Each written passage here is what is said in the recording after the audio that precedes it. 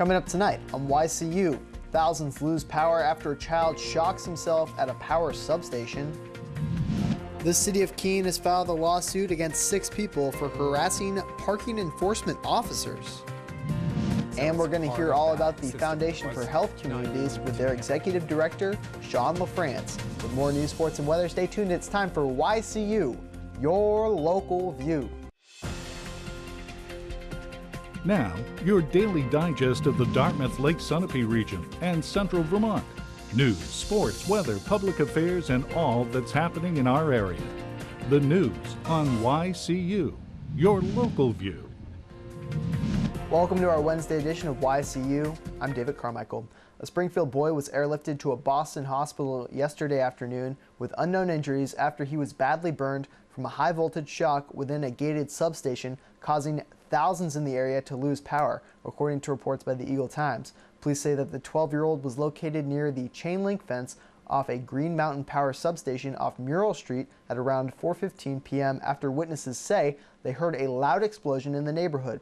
The juvenile was taken to the nearby Springfield Hospital for roughly an hour before he was transported via helicopter at approximately 5:27 p.m. to Massachusetts General Hospital in Boston, according to the Springfield Police Chief, Douglas Johnson. The boy climbed onto some of the equipment protected by the barbed wire fence that was well marked with signs indicating danger and grabbed onto the electrical line. There is no status update on any internal injuries when the juvenile left Springfield, and Massachusetts General Hospital declined to comment on his condition.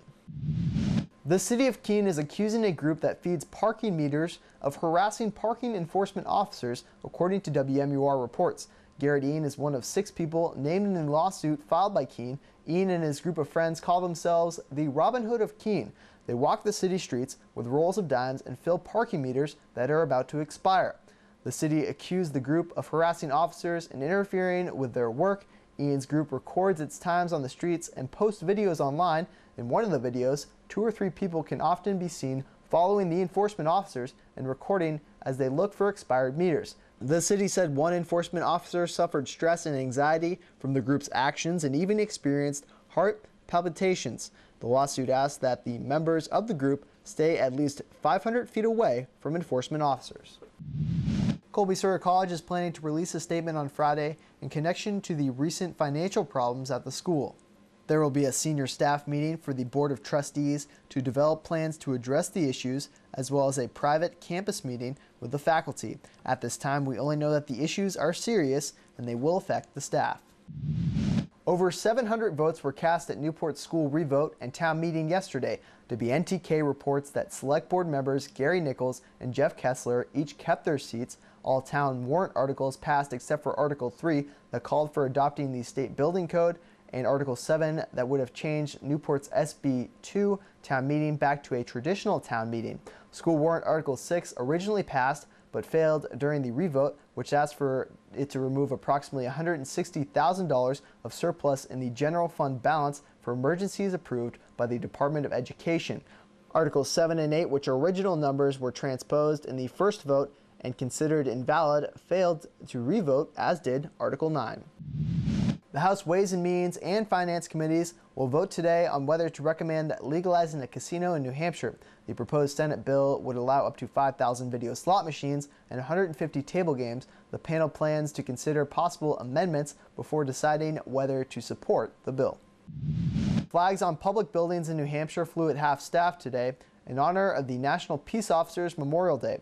President John F. Kennedy designated May 15th as National Peace Officers Memorial Day in 1962 to recognize law enforcement officers who had lost their lives in the line of duty. The Vermont legislature has finished its business for 2013 with the House approving a nearly $1.4 billion state budget for the fiscal year that begins in July 1st. Governor Peter Shumlin delivered separate but very similar farewell speeches to the Senate and House, thanking lawmakers for their work and praising them for balancing the budget while not raising taxes to support the state's general fund. The Vermont Attorney General's office is warning people to beware of a texting scam that claims there is a problem with a consumer's credit or debit card. The scam appears to be using a technique of random digital dialing to contact consumers and may be targeting Verizon Wireless and Straight Talk track phones telephone exchanges. After the break, we'll meet director Trace Oakley and actress Katrina Ferguson of an upcoming play going on at Colby Sawyer. The YCU News continues in a moment.